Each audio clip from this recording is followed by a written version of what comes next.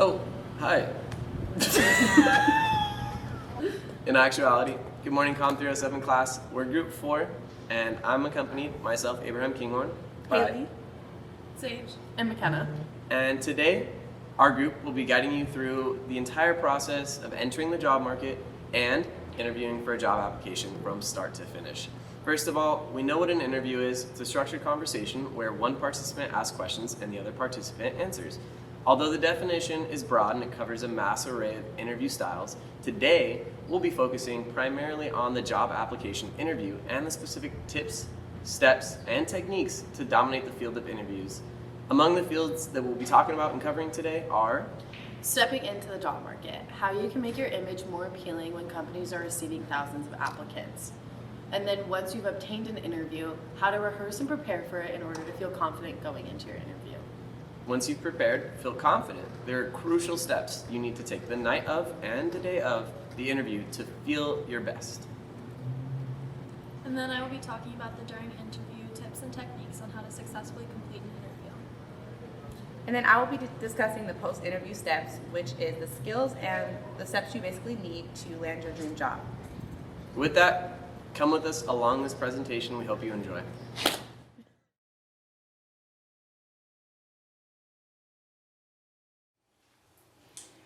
Pre-interview steps are important to hitting the ground running with the company you are attempting to interview with.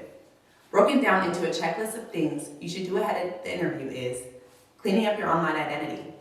Also called cyber identity is when a person cleans out their social media network accounts from inappropriate, unprofessional content. Like that inappropriate video of you on an elevated surface at a club, so-called twerking, wouldn't look so good to potential employers or your grandma. On the other hand, cyber vetting is a term used by companies to filter their potential applicants that demonstrate unprofessional behavior on their social networks to limit the number of choosable applicants.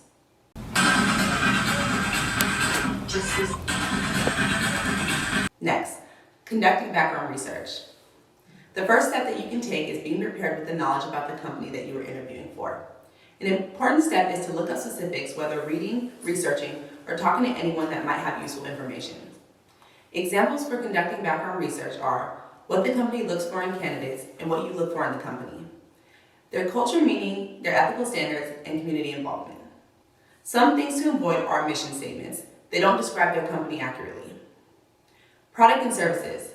Describe what the company offers to the public and focuses businesses on. Many times, companies are willing to share this information through the public, so be aware of this. When we think of an interview, we often see the classic one-on-one interview format. This certainly isn't the case today, as more than we ever see. 1. Panel interview. Sometimes called a team interview when you're questioned by several people so that the company has more hands-on seeing for the interviewer to become a member of their team. Stress interview. When the interviewer puts you in stressful situations to evaluate one's behavior under pressure. Oftentimes, this leads to stressful results because it demonstrates who you are under a challenging problem and how you react to the problem. Audition interview.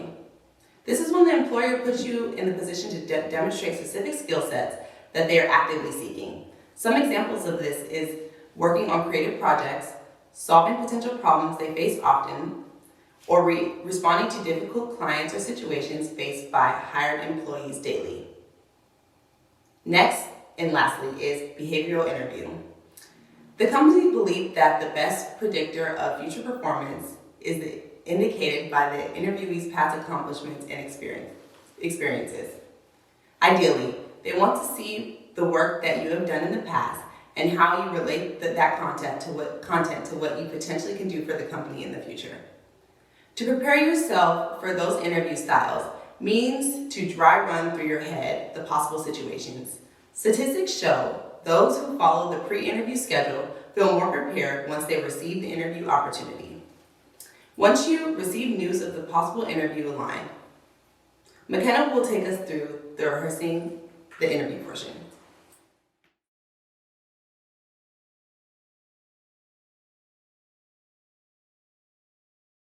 Once you've obtained an interview, it's important to rehearse for it. If you think about professional athletes, actors, or performers, none of them have ever gone into their job interview without some sort of rehearsal. Athletes train their entire lives, as well as actors, dancers, singers, and more. So it's important to realize that we have to train as well when it comes to interviewing. Once you've gotten the call or email that you've landed an interview for a job, panic can begin to kick in. It's vital not to worry too much or think that the world is ending, but instead to practice, rehearse, and prepare as much as possible in order to feel confident going into an interview. The first step for preparing for an interview is using prior research from the pre-interview steps to help boost your understanding of the company. Begin by looking into the specific job you are interviewing for at that company. What skills are required for that job? What are some good qualities that align with someone in that position? It is important to extend your research past what you already know from the pre-interview steps and narrow down to the specific position you want. It can become overwhelming and you may find yourself in a rabbit hole of information, so don't look up too much.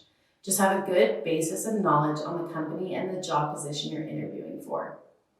Following that, we move into the importance of drafting possible questions that you may be asked. You want to focus on questions that are specific to the job that you are interviewing for. Make sure that you are not focusing on unrealistic questions. If our candidate was looking to work in a field of marketing, he would not be thinking about questions in regards to science. Some common questions that are seen can be, how has your education prepared you for your career? Which of your past jobs did you enjoy the most and why? Why are you interested in this position? Or where do you see yourself in 5 years? These are not all the questions that are possible, but just a few to get you thinking. After drafting a series of questions that are applicable to the type of interview you are encountering, you begin to draft possible answers. This step is important because it gives you the opportunity to think about what you are going to say during the interview. That way, if you're caught off guard, you still have some ideas stored in the back of your head to help you during the interview. Your answer should contain a claim and then have the ability to be backed up by evidence. You want to cater your answers to what the interviewee wants to hear. Supporting your answers to questions with a claim and evidence makes you seem confident and knowledgeable about your answers. Once you rehearse and feel confident you are prepared to actually go through the interviewing process, you're ready. Abraham is now going to explain to us the steps for the night before and day of an interview.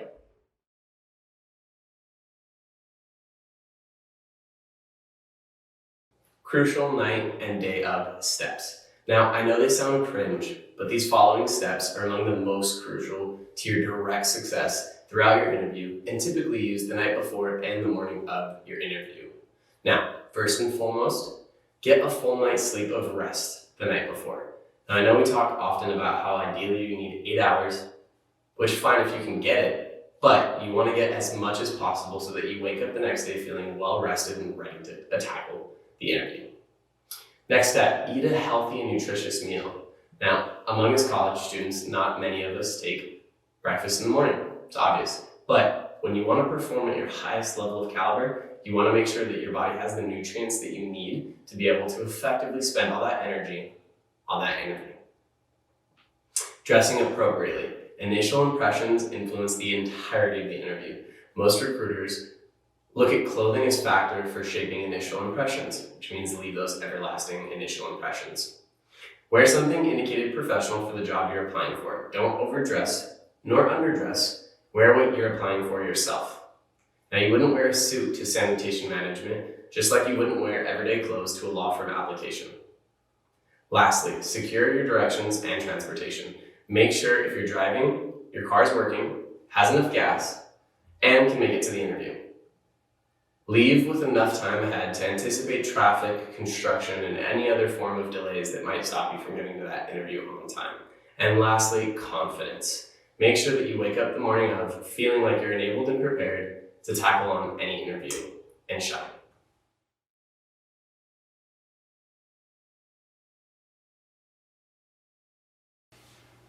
Now we will be moving on to the during interview aspect of this project.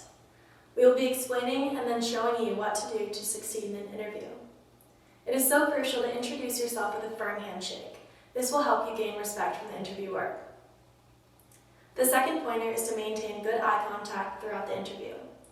This will also gain you recognition from the interviewer and creates a picture that you care and are listening to them. The third tip is to sit up straight and have good posture. This will show the interviewer that you are engaged and want to be there. Another important tip is to have good etiquette and be respectful to the interviewer. Being honest is so crucial in an interview, as an interviewer can easily find out what you lie about during the interview process. On top of this is to back up your experience with evidence.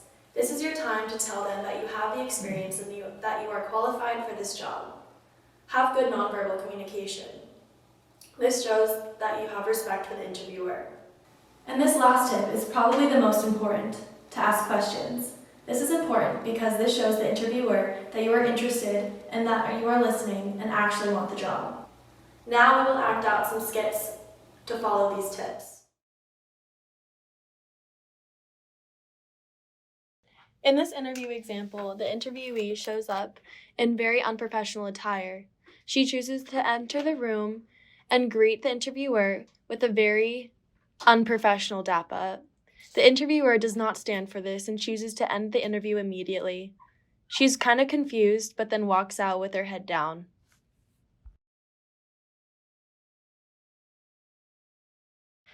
In the second interview example, the interviewee shows up with professional attire, but an unprofessional attitude. She greets the interviewer with respect, but sits down and continues to show laziness and unprofessionalism. She caters responses to the interviewer with vague and general answers that do not make her stand out to the other interviewees. When getting interviewed, you want your answers to stand out, to therefore land you the job, which this interviewee did not. The interviewer politely ends the interview and shows her the door.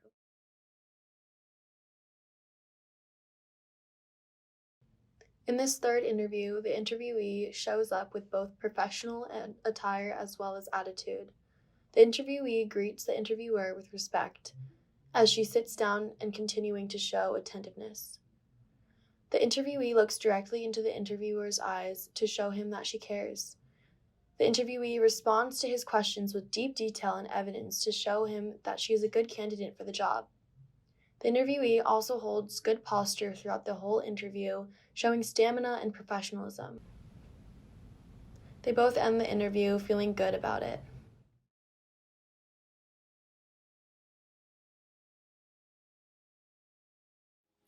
The post-interview steps are vital to landing your dream job. The post-interview steps are just as important as the during interview steps.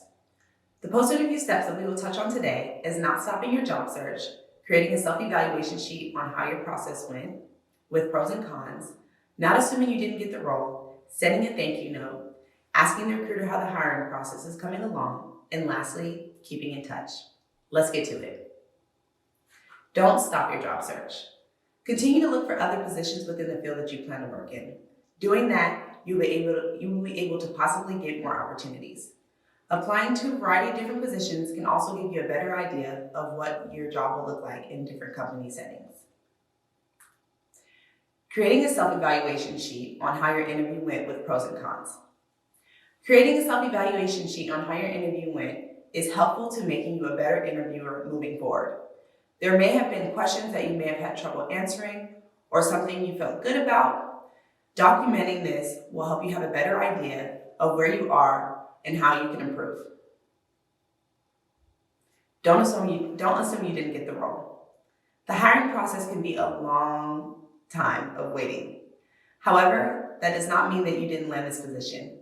In the meantime, think about the things that you could be doing during this process to better your chances of getting this position. What can this look like? Sending a thank you note within 24 hours of the job interview. Sending a thank you note will help the recruiter remember you. Even if you do not land the position, there may be other positions available down the line, and the recruiter will have you in mind because you took the extra mile to reach out. Don't be afraid to ask how the hiring process is coming along. Stay in contact with the recruiter is crucial to the hiring process. The hiring process can be long, as I've discussed before, with all the other applicants. So making sure that you check in with the employer so that they remember you is beneficial on your behalf. Make sure they remember you. Lastly, keeping in touch. Keeping in touch is great because the interview will keep you in mind for positions later down the line, as I discussed before, and it can also connect you with other employers that are looking for a candidate like you. I know that was a lot of information, so let's go back over them. The post-interview steps were creating a self-evaluation sheet on how your interview process went with pros and cons, not assuming you didn't get the role, setting a thank you note, asking the recruiter how their hiring process is coming along, and lastly, keeping in touch. Unfortunately, all good things must come to an end. But hopefully this is one of those things that you guys keep with you throughout the rest of your lives, especially as college students entering the workforce soon enough. We hope that you've taken a lot away from this video. We hope that you can apply these methods, tips, tricks, and analogies within your own personal lives. And with that, we'd like to summarize quickly what we've talked about today. To start off, I began by touching on pre-interview steps, like cleaning up your online identity, conducting the necessary background research, and preparing for different possible interview formats. And then I took you in to rehearsing and elaborated on how you can rehearse and practice for a given interview. I expressed how important this is for a person's success as I demonstrated the theory of practice makes perfect. After that, I touched on the basic and cliche tips that are really necessities for showing up to the interview ready to perform. Some of these were getting a good night's sleep, eating nutritious meals the night before and the morning of, as well as dressing appropriately, securing your transportation and directions, and lastly, imposing that confidence upon yourself. Then I gave you the ever so crucial during interview tips that play to the strengths of the interviewee, allowing them to perform at our best and effectively drive home all the preparation and practice we put into the interview. And last but not least, we touched on a post-interview follow-up steps that are the driving hitters to successfully leave a lasting impression on those we want interviewing us. Those were the things like enabling confidence in yourself even after the interview, not stopping the search for a job, creating a way to find ways through your flaws and failures to become better, and lastly, sending a follow-up and thank you letter. In conclusion, we hope you guys really hit home with the message that we are trying to send. We hope that you've taken a lot away from entering the job market, as well as interviewing steps, processes, tips, and tricks. We hope that you guys apply these in the room. Thank you for staying tuned. Thank you for the attention. And we hope that you guys genuinely enjoyed this production.